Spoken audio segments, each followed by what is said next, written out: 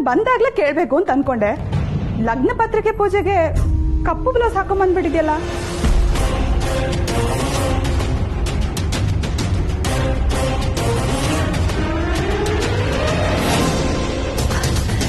ನೀನು ಹಾಗೆ ಅನ್ಕೊಂಡಿಯೇನೆ ಊರ್ಮಿಳಾ?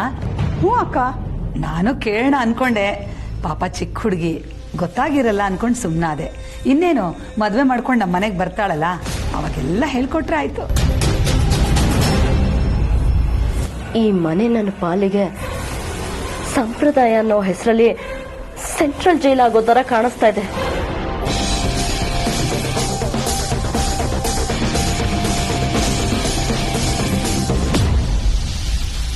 ನನಗೆ ಗೊತ್ತು, ಇದ್ಯಾವುದು ನಿನ್ನಿಂದ ಸಾಧ್ಯ ಇಲ್ಲ. ನೀನು ನಮ್ಮ ಮನೆಗೆ ತಕ್ಕನಾದ ಹುಡುಗಿ ಅಲ್ವೇ ಅಲ್ಲ. ದೇವ್ರೆ, ಇದನ್ನೆಲ್ಲ ಅರ್ಥ ಮಾಡಿಕೊಂಡು ಹೇಗಾದರೂ ಮಾಡಿ ಈ ಮದುವೆ ನಿಲ್ಲಿಸ್ಬಿಡಪ್ಪ. ಏನು ಇಷ್ಟ ಮಾಡ್ತಿದ್ಯಮ್ಮ ದಿವ್ಯಾ?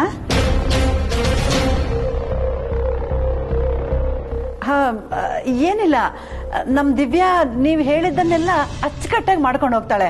ಹಾಗೆ ಈ ಮನೆಗೂ ಹೊಂದ್ಕೊಂಡು ಹೋಗ್ತಾಳೆ.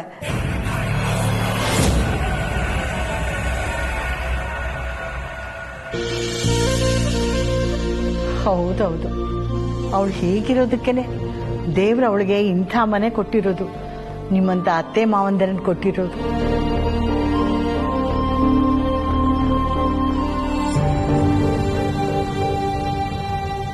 ಅಲ್ವೇನೆ ದಿವ್ಯಾ?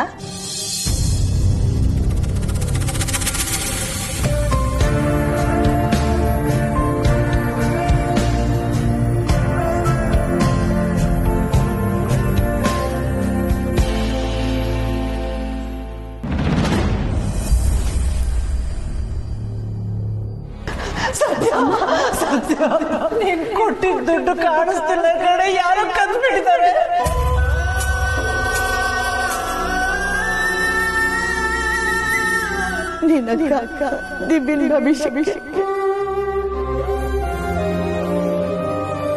ದಿವ್ಯನ್ ಮದ್ವೆಗೋಸ್ಕರ ಜೀವನ ಕೈಲಿ ಇಟ್ಕೊಂಡು ಕಾಯ್ತಿದ್ದೀನಿ ಕಣೆ.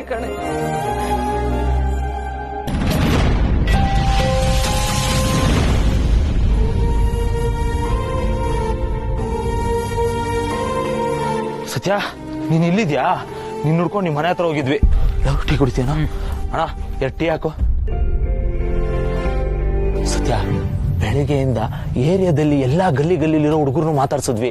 ಅದು ಅಲ್ಲದೆ ನಿನ್ನೆ ನಿಮ್ ಮನೆ ದಾರಿಲಿ ಯಾರ್ಯಾರು ಓಡಾಡಿದ್ರು ಎಲ್ಲರ ಹತ್ರನೂ ವಿಚಾರಿಸಿದ್ವಿ. ನಿಮ್ ಮನೆ ಹತ್ರಕ್ಕೂ ಯಾರು ಬಂದಿಲ್ವಂತೆ.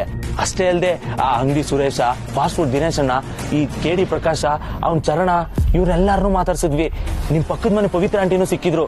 ಅವರು ಹೇಳಿದ್ರು ನಿನ್ನೆ ಏನಾದ್ರೂ ಕಳ್ಳರು ಬಂದು ಬೀಗ ಹೊಡೆದು ಒಳಗೋಗಿದ್ರೆ ನಮಗ್ ಗೊತ್ತಾಗ್ತಿರ್ಲಿಲ್ವಾ ಅಂತಂದ್ರು.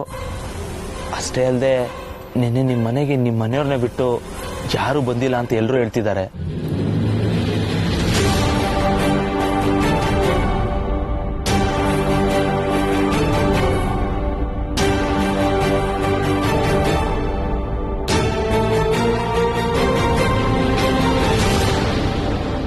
ಪರವಾಗಿಲ್ಲ ಬಿಡಿ, ಈಗ ಅದ್ರ ಬಗ್ಗೆ ಎಲ್ಲ ಯೋಚನೆ ಮಾಡಿ ಪ್ರಯೋಜನ ಇಲ್ಲ.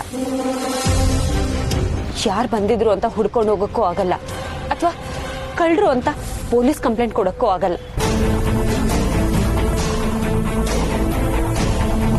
ಆ ದುಡ್ಡು ನಮಗ್ ದಕ್ಲಿಲ್ಲ ಅಂತ ಸುಮ್ಮನಾಗ್ಬೇಕಷ್ಟೆ. ಆ ದುಡ್ಡು ಸಾಲ ಮಾಡಿರೋದು, ಗ್ಯಾರೇಜು ಬೈಕು ಹಣ ಇಟ್ಟು ತಗೊಂಡಿರೋದು. ಸಾಲ ಕೊಟ್ಟವನು ಹೇಗೆಲ್ಲ ಮಾತಾಡ್ತಿದ್ದ, ನೀನೇ ಕೇಳಿದ್ಯಲ್ಲ. ಆ ದುಡ್ಡು ಈ ಟೈಮಲ್ಲಿ ತುಂಬಾ ದೊಡ್ಡದು ಅಂತ ನೀನೇ ಹೇಳ್ತಿದ್ದೆ. ಅಂತದ್ರಲ್ಲಿ ಕಳೆದೋಯ್ತು ಅಂತ ಸುಮ್ಮನಾಗ್ಬಿಡ್ತೀಯ ಸತ್ಯ? ಸುಮ್ನಾಗಲ್ಲ ಕಣ್ರೋ, ಸುಮ್ನಾಗೋದಕ್ಕೂ ಆಗಲ್ಲ. ಮತ್ತೆ ಹೇಗಾದ್ರೂ ಮಾಡಿ ಅಷ್ಟೊಂದು ದುಡ್ಡು ಅರೇಂಜ್ ಮಾಡೋವರೆಗೂ ಹೇಗೂ ಸುಮ್ನಿರಕ್ಕಾಗತ್ತೆ?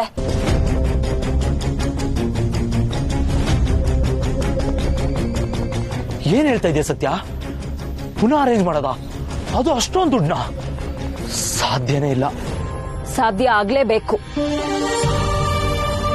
ನಾನ್ ಮನೆಯವ್ರಿಗೋಸ್ಕರ ಇಷ್ಟು ವರ್ಷ ಏನೆಲ್ಲ ಮಾಡ್ದೆ, ಎಷ್ಟೆಲ್ಲ ಕಷ್ಟಪಟ್ಟೆ ಅನ್ನೋದಕ್ಕಿಂತ ಈಗ ಎಷ್ಟು ಕಷ್ಟಪಟ್ಟು ಅಕ್ಕನ ಮದ್ವೆ ಮಾಡ್ತೀನಿ ಅನ್ನೋದೇ ಮುಖ್ಯ. ಚಿಕ್ಕ ವಯಸ್ಸಿಂದಾನು ನನ್ ಜೀವನಕ್ಕಿರೋ ದೊಡ್ಡ ಜವಾಬ್ದಾರಿ ಅಂದ್ರೆ ಅಕ್ಕನ ಮದ್ವೆ. ಈಗ ಅದರಿಂದ ಜಾರ್ಕೊಳಕ್ ಆಗತ್ತೇನ್ರೋ? ದುಡ್ಡಿಗೆ ಏನ್ ಮಾಡ್ತೀಯ ಸತ್ಯ?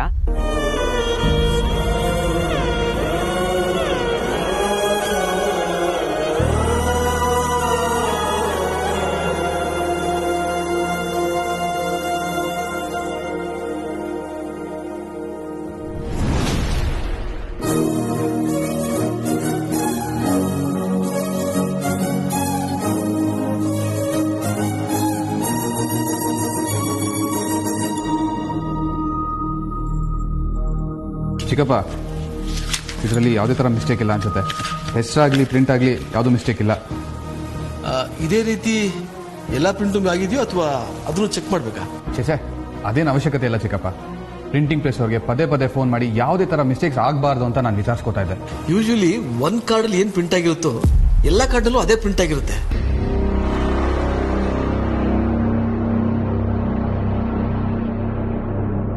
ಲಾಸ್ಟ್ ಟೈಮಲ್ಲಿ ಆ ರೀತಿ ಮಿಸ್ಟೇಕ್ ಆಯಿತು ಅಂತಂದ್ರೆ ಇದರಲ್ಲಿ ಯಾರ್ದೋ ಕಿತಾಪತಿ ಇದೆ. ಬೇರೆ ಯಾರ್ದೋ ಅಲ್ಲ ಚಿಕ್ಕಪ್ಪ, ಈ ಕಿತಾಪತಿ ಮನೆಯವ್ರದ್ದೇ ಆಗಿರುತ್ತೆ. ಆಗೇನಾದರೂ ಆಗಿದ್ರೆ ಖಂಡಿತವಾಗ್ಲೂ ಗ್ರಾಚಾರ ಬಿಡಿಸ್ತೀನಿ.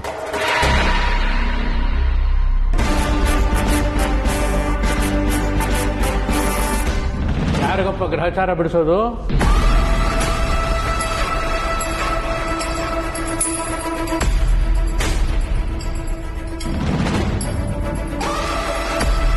ಅದೇ ಅಣ್ಣ, ನಿನ್ನೆ ಪ್ರಿಂಟಿಂಗ್ ಪ್ರೆಸ್ನವರು ಸ್ವಲ್ಪ ಎಡವಟ್ ಮಾಡಿದ್ರು.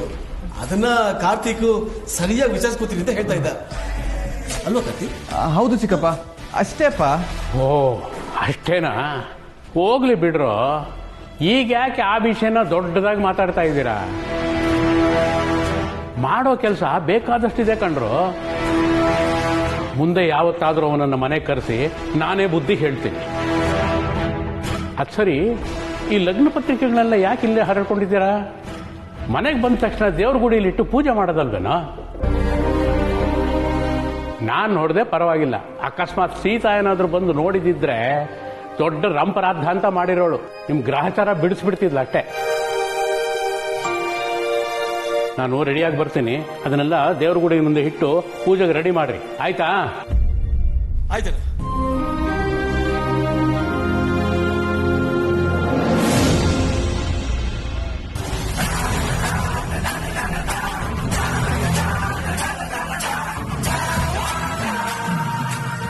ಡಾರ್ಲಿಂಗು, ನಿನ್ನೆ ಎಲ್ಲ ನಾವು ಅಂದ್ಕೊಂಡ ಹಾಗೆ ನಡೆದಿತ್ತು. ನೀನು ಹೇಳಿದಾಗೆ ಆ ಬಾಲ ವಂಡರ್ಫುಲ್ ಆಗಿ ಪ್ಲಾನ್ ಮಾಡಿದ್ದ.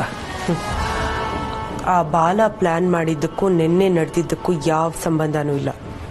ಮತ್ತೆ ಆ ಕಾರ್ಡ್ಸ್ ಎಲ್ಲ ಬದಲಾಗಿದ್ದು ಅದೆಲ್ಲ ನನ್ನ ಕೈ ಚಳಕ. ಅದಕ್ಕೆಲ್ಲ ಕಾರಣ ನಾನೇ. ಅದೇ ಅನ್ಕೊಂಡೆ. ಆ ಸತ್ಯನ ಹೆಸರು ಕಾರ್ಡಲ್ಲಿ ಬರ್ದಿದೆ ಅಂದ್ರೆ ಸತ್ಯನ್ ಬಗ್ಗೆ ಗೊತ್ತಿರೋರೇ ಮಾಡಿರೋದಕ್ಕೆ ಸಾಧ್ಯ ಅಂತ. And that's you. ವಾಹ್, ಸೂಪರ್. ಅಮ್ಮಂಗೆ ಹೇಗೋ ಸತ್ಯನ್ ಕಂಡ್ರೆ ಮೊದಲೇ ಆಗಲ್ಲ. ಎಷ್ಟೋ ಸರಿ ಸತ್ಯನ್ ಬಗ್ಗೆ ಕಾರ್ತಿಕ್ ವಿಷಯದಲ್ಲಿ ಮುಂಚೆ ಅನುಮಾನನೂ ಬಂದಿದೆ. ಆ ಅನುಮಾನ ಇನ್ನೂ ಸ್ಟ್ರಾಂಗ್ ಆಗಲಿ ಅಂತಾನೆ ಸತ್ಯನ್ ಹೆಸರನ್ನ ಕಾರ್ತಿಕ್ ಹೆಸರು ಜೊತೆ ಪ್ರಿಂಟ್ ಮಾಡಿಸಿದ್ದು. And that worked out. Workout ಏನೋ ಆಯ್ತು ಡಾರ್ಲಿಂಗು. ಆದ್ರೆ ಆಟದಲ್ಲಿ ನಾವೇ ಗೆದ್ವಿ ಅನ್ಕೋತಿದ್ದಾಗೆ ಆಟ ಉಲ್ಟಾ ಆಗ್ತಿದೆಯಲ್ಲ. ನಿನ್ನೆ ಒಂದೇ ದಿನಕ್ಕೆ ನಾವು ಕಿಂಗ್ ಆದ್ವಿ. ಆದ್ರೆ ಇವತ್ತು ಬಾಲ ಅಲ್ಲಾಡಿಸ್ಕೊಂಡು ಬಾಗ್ಲ ಹತ್ರ ನಿಂತ್ಕೊಳ್ಳೋ ಹಾಗಾಯ್ತು. ಕಾರ್ತಿಕ್ ಎಲ್ಲ ಜವಾಬ್ದಾರಿ ತಗೊಂಡು ಮತ್ತೆ ಇವತ್ತು ಪೂಜೆ ಮಾಡಿಸ್ತಾನೆ ಅಂತ ಅನ್ಕೊಂಡಿರ್ಲಿಲ್ಲ. ಛೇ, ಎಲ್ಲ ಹಾಳು ಮಾಡ್ಬಿಟ್ಟ. ಮದ್ವೆ ಡೇಟ್ ಹತ್ರ ಬರ್ತಾ ಇದ್ದಾಗೆ ಎಲ್ಲ ಕಾರ್ಯಗಳು ಮುಂದೆ ಹೋಗಿದ್ರೆ ಎಲ್ರಿಗೂ ಟೆನ್ಷನ್ ಆಗ್ತಿತ್ತು. ಇದೇ ಕಾರಣ ಇಟ್ಕೊಂಡು ಅಪಶಕುನ ಅಂತ ಹೇಳಿ ಅಮ್ಮನ ಮೈಂಡನ್ನ ಡೈವರ್ಟ್ ಮಾಡಿ ಚೇಂಜ್ ಮಾಡಿಸ್ಬೋದಿತ್ತು. ಡಾರ್ಲಿಂಗೋ, ಅತ್ತೆಗೆ ದಿವ್ಯಾ ಈ ಮನೆಗೆ ತಕ್ಕನಾದ ಹುಡುಗಿ ಅಲ್ಲ ಅಂತ ಅನ್ಸ್ಬೇಕು. ಹಾಗನ್ಸ್ಬೇಕು ಅಂದ್ರೆ ಅವಳ ವಿಷಯದಲ್ಲಿ ಅಪಶಕುನ ಆಗ್ಬೇಕು.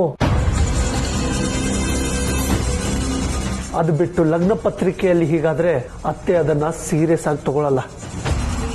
ಅವಳ ವಿಚಾರದಲ್ಲಿ ಅಪಶಕುನ ಆಗ್ಬೇಕು ಅಂದ್ರೆ?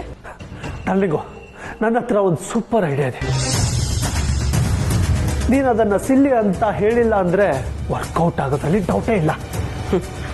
ಸರಿ, ಏನು ಅಂತ ಹೇಳು. ಒಂದೊಂದ್ಸಲಿ ಸಿಲ್ಲಿ ಐಡಿಯಾಗಳು ಸೀರಿಯಸ್ ಎಫೆಕ್ಟ್ ಕೊಡ್ಬೋದು. ಅತ್ತೆಗೆ ದಿವ್ಯನ ವಿಷಯದಲ್ಲಿ ಏನಾದ್ರೂ ಅಪಶಕುನ ಅನ್ನಿಸ್ಬೇಕು ಅಂದ್ರೆ ಅವಳು ಮಾಡೋ ಕೆಲಸ ಯಾವುದಾದ್ರೂ ಕೆಟ್ಟೋಗ್ಬೇಕು. ಹೇಗಿದ್ರು ಪೂಜೆನ ಅತ್ತೆ ಅವಳ ಕೈಯಲ್ಲೇ ಮಾಡಿಸ್ತಾರೆ. ಪೂಜೆ ಶುರು ಆಗ್ಬೇಕು ಅಂದ್ರೆ ಅವಳು ತಾನೇ ದೀಪ ಹಚ್ಚಬೇಕು. ಆ ಟೈಮ್ ಸರಿಯಾಗಿ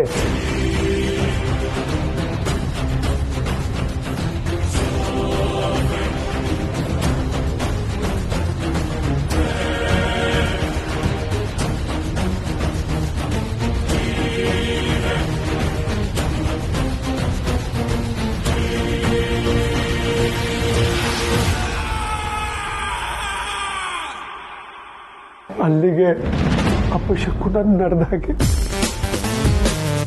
ಇಷ್ಟು ಕೆಲಸ ನಾನು ಮಾಡ್ತೀನಿ ಡಾರ್ಲಿಂಗು. ಇದೇ ವಿಷಯ ಇಟ್ಕೊಂಡು ಅತ್ತೆ ತಲೆಗೆ ಹುಳ ಬಿಡೋ ಕೆಲಸ ನಿಂದು.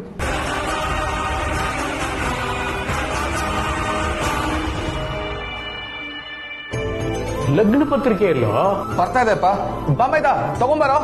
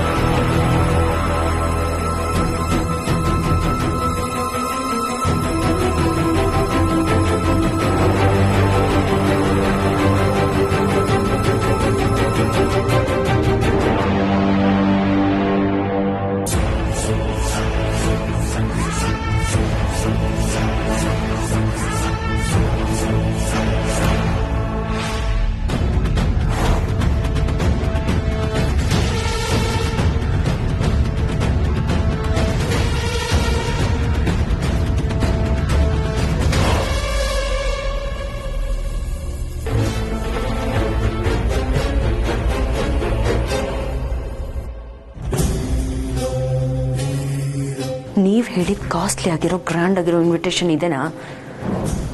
ಅದು ಅವೈಲಬಿಲಿಟಿ ಇಲ್ಲ. ನೀವು ನನಗೆ ಕಳಿಸಿದ ಇನ್ವಿಟೇಷನ್ನೇ ಬೇರೆ, ಇಲ್ಲಿರೋದೇ ಬೇರೆ, ಒಂದಕ್ಕೊಂದು ಸಂಬಂಧನೇ ಇಲ್ಲ. ನಾನು ಅದನ್ನು ಸೆಲೆಕ್ಟ್ ಮಾಡಿದ್ರು, ಯಾಕೆ ಮತ್ತೆ ಚೇಂಜ್ ಮಾಡಿದ್ರಿ? ಜಾನಕಿ, ಲಗ್ನ ಪತ್ರಿಕೆ ತುಂಬಾ ಚೆನ್ನಾಗಿದೆ ಅಲ್ವಾ? ಹೌದು ಅತ್ತೆ. ಪುರೋಹಿತ್ರೆ, ಹಾಗೆ 4 ಲಗ್ನ ಪತ್ರಿಕೆಗಳನ್ನ ಓಪನ್ ಮಾಡ್ಬಿಟ್ಟು ದೇವರೆದುರಿಗೆ ಇಡಿ. ಚೆನ್ನಾಗಿ ಓದ್ಕೊಂಡು ಸಾಧ್ಯವಾದ್ರೆ ಮದುವೆ ಬಂದು ವಧುವರನ್ನ ಆಶೀರ್ವಾದ ಮಾಡಲಿ. ಏನ್ ಹೇಳ್ತೀರಾ?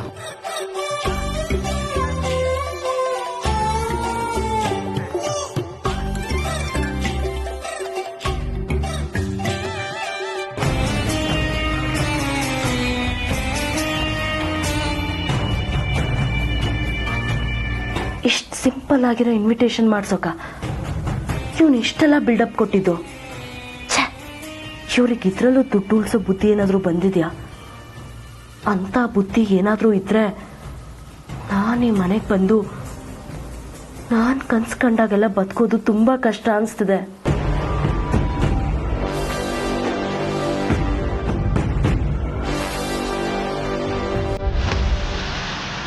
ಏನಮ್ಮ ದಿವ್ಯಾ, ನಿನಗೆ ಇನ್ವಿಟೇಷನ್ಸ್ ಇಷ್ಟ ಆಗಲಿಲ್ವಾ?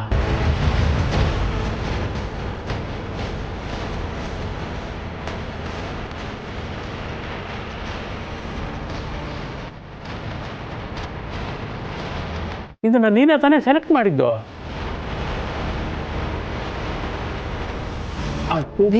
ಇಂಥ ಇನ್ವಿಟೇಷನ್ ಇಷ್ಟ ಆಗದೆ ಇರುತ್ತಾ ಹೇಳಿ?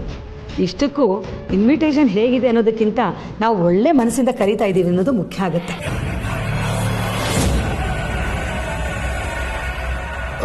ಅದಕ್ಕೆ ಮೊದಲು ಪೂಜೆನ ಶುರು ಮಾಡಿ. ದಿವ್ಯಾ, ಹೋಗಮ್ಮ, ದೀಪ ಹಚ್ಚು.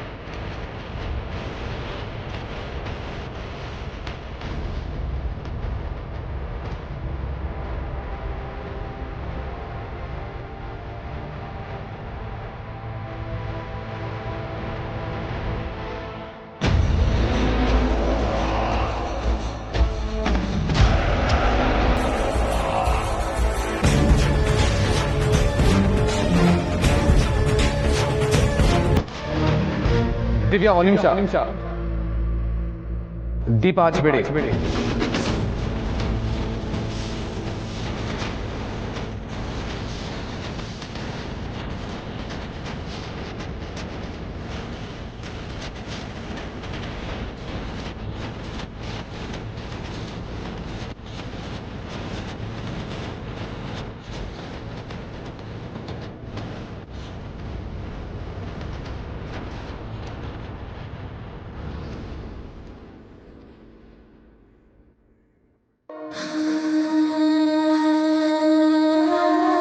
ಏನ್ ಹೇಳ್ತಾ ಇದೆಯಾ ಸತ್ಯ? ಮನೆ ಅಡ ಇಡ್ತೀಯಾ? ಏನ್ ತಲೆ ಕೆಟ್ಟಿದ್ಯಾ ನಿನ್ಗೆ? ಮೊದ್ಲು ಗ್ಯಾರೇಜ್ ನಡ ಇಟ್ಟೆ, ಆಮೇಲೆ ಬೈಕು, ಇವಾಗ ಮನೇನಾ? ನಿಜವಾಗ್ಲೂ ನಿನ್ಗೆ ಹುಚ್ಚಿಡ್ತಿದೆ. ಈಗ ಎಲ್ಲಾನು ಅಡ ಇಡ್ತಾ ಹೋದ್ರೆ ಕೊನೆಗೆ ನಿಂಗೆ ಅಂತ ಏನ್ ಉಳಿಯುತ್ತೆ? ಇದನ್ನೆಲ್ಲ ಅಡೆ ಇಟ್ಟು ಆಮೇಲೆ ಬಿಡ್ಸ್ಕೊಳಕ್ ಆಗದೆ ಹೋದ್ರೆ ಏನ್ ಗತಿ ಸತ್ಯ? ಇಲ್ಲ ಕಣ್ರೋ, ನನಗೆ ನನ್ ಮೇಲೆ, ನನ್ ಕೆಲ್ಸದ ಮೇಲೆ, ನನ್ ಶಕ್ತಿ ಮೇಲೆ ನಂಬಿಕೆ ಇದೆ. ಇದನ್ನೆಲ್ಲ ಒಂದಲ್ಲ ಒಂದಿನ ನಾನು ಬಿಡಿಸ್ಕೋತೀನಿ.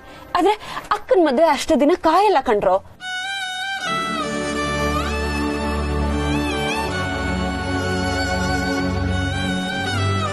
ನನಗ್ ನಮ್ಮನೆ ಎಷ್ಟು ಮುಖ್ಯನೋ ಅಕ್ಕನ ಮದ್ವೆನೂ ಅಷ್ಟೇ ಮುಖ್ಯ ಕಣ್ರೋ. ಒಂದ್ ವೇಳೆ ನಾನೀಗ ಸುಮ್ನಿದ್ರೆ ದೊಡ್ಡಪ್ಪ ಏನಾದ್ರೂ ಕುತಂತ್ರ ಮಾಡಿ ಮನೇನ ಅವನ ಹೆಸರಿಗೆ ಬರೆಸ್ಕೋತಾನೆ.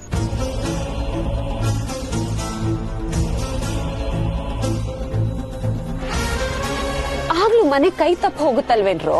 ಅದಕ್ಕಂತ ಅಡ ಇಟ್ರೆ ಮತ್ತೆ ಅದನ್ನ ಬಿಡಿಸ್ಕೊಳ್ಳೋ ಅವಕಾಶ ನನಗಿರುತ್ತೆ. ಇಲ್ಲ ಸತ್ಯ, ಆದ್ರೂ ಇದೆಲ್ಲ ನಂಗೆ ಸರಿ ಅನ್ಸ್ತಿಲ್ಲ. ಒಂದ್ ವೇಳೆ ನಡೀತಿರೋದ್ ನನ್ ಮದ್ವೆ ಆಗಿದ್ದು ಅದಕ್ ದುಡ್ಡು ಬೇಕು ಅಂದಾಗ ಆಗ್ಲೂ ನೀವ್ ಹೀಗೆ ಹೇಳ್ತಿದ್ರಾ?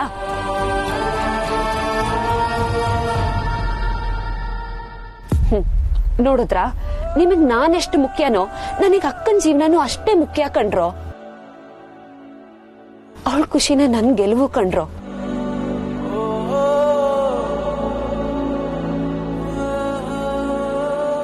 ನಾನು ದುಡಿಯೋ ಕೈಗಳನ್ನ ನಂಬಿ ಬದುಕೋಳು. ದುಡಿತೀನಿ, ಯಾವುದೇ ಕಾರಣಕ್ಕೂ ನಮ್ಮನೆ ಕೈ ತಪ್ಪ ಹೋಗೋಕೆ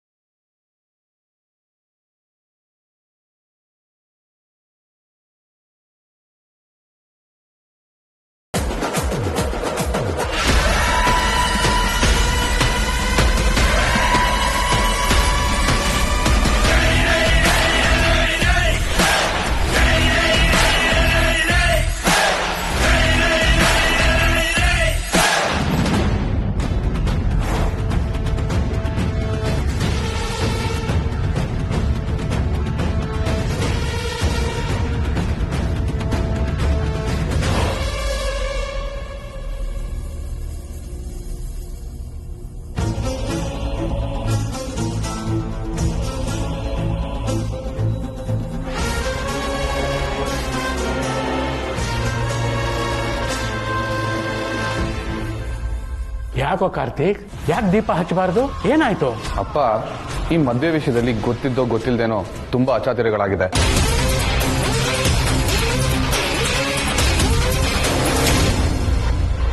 ಆದ್ರೆ ಇನ್ಮುಂದೆ ಯಾವುದೇ ಕಾರಣಕ್ಕೂ ಹಾಗಾಗಬಾರ್ದು.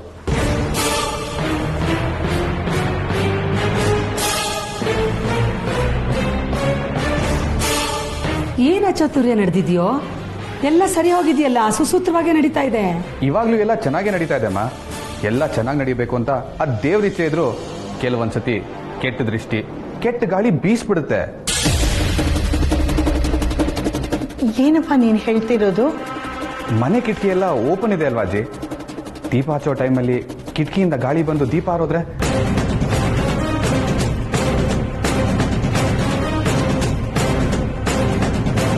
ಆಮೇಲೆ ಎಲ್ರೂ ಮನ್ಸಲ್ಲೂ ಅಪಶಕ್ನ ಆಗೋಯ್ತು ಅಂತ ಅನ್ಸುತ್ತೆ.